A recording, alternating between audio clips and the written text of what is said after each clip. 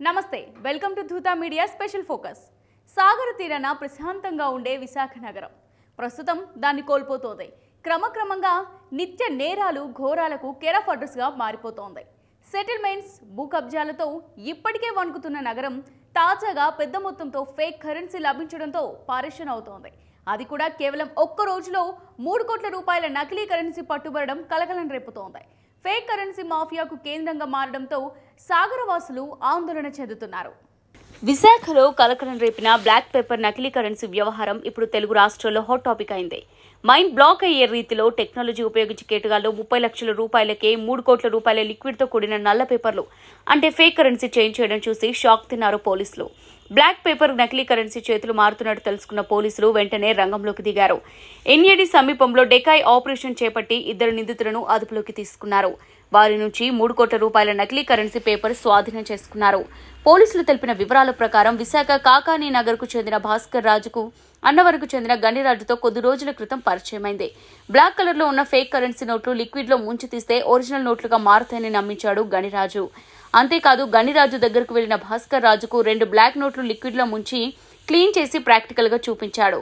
ఆ నోట్లు కూడా బయట చెల్లుబాటు కావడంతో గన్నిరాజు ట్రాప్ లో పడిపోయాడు భాస్కర్ రాజు. తన దగ్గర ఇటువంటి కరెన్సీ ఇంకా ఉందని గన్నిరాజు చెప్పడంతో కరెన్సీ రెడీ చేయాలని సూచించాడు భాస్కర్ రాజు.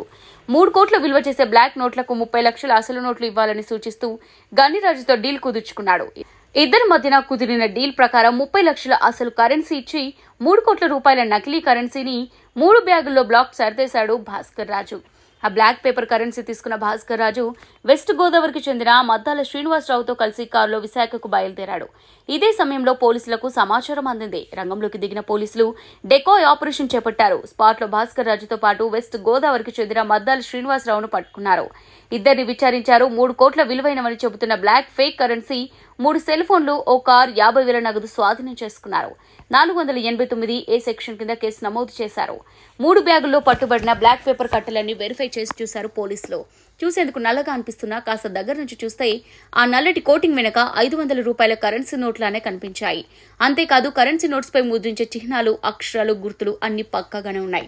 ఇంతలా బ్లాక్ పేపర్ కరెన్సీ తయారు చేయాలంటే ఖచ్చితంగా టెక్నాలజీ మిషనరీ అవసరం ఉంటుందని, దాని వెనుక చాలా పెద్ద ముఠాయే పనిచేస్తోందని అనుమానిస్తున్నారు పోలీసులు. అయితే బ్లాక్ కరెన్సీ ఇచ్చిన గన్నిరాజు వాటిని అసలుగా మార్చేందుకు కడిగే లిక్విడ్ ను ఇవ్వలేదని నిందితులు చెప్పడం గమనార్హం. మరి నిందితుడు భాస్కర్ రాజుకు అంత మొత్తంలో డబ్బులు ఎందుకు అవసరమైంది? గన్నిరాజుకు చెల్లించిన 30 లక్షల రూపాయలు భాస్కర్ రాజుకు ఎక్కడి నుంచి వచ్చాయి? 3 కోట్లు తీసుకొచ్చి భాస్కర్ రాజు ఏం చేయాలనుకున్నాడు? ఈ వ్యవహారం వెనుక ఉన్న అసలు ప్లాన్ ఏంటి? ఇప్పటికే ఎక్కడైనా ఇటువంటి నోట్లను మార్చారా అన్న అనుమానాలు వ్యక్తమవుతున్నాయి. పరారీలో ఉన్న ప్రధాన నిందితుడు గనిరాజు కోసం పోలీసులు గాలిస్తున్నారు. ఈ ముఠా వెనుక ఎవరెవరున్నారు అనే కోణంలో పోలీసులు విచారణ సాగిస్తున్నారు. మరోవైపు నకిలీ నోట్ల పట్ల ప్రజలు అప్రమత్తంగా ఉండాలని హెచ్చరించారు. ఇది ఇవాల్టి స్పెషల్ ఫోకస్. మరో స్పెషల్ ఫోకస్ తో మళ్ళీ కలుద్దాం. Keep watching Dhoota media.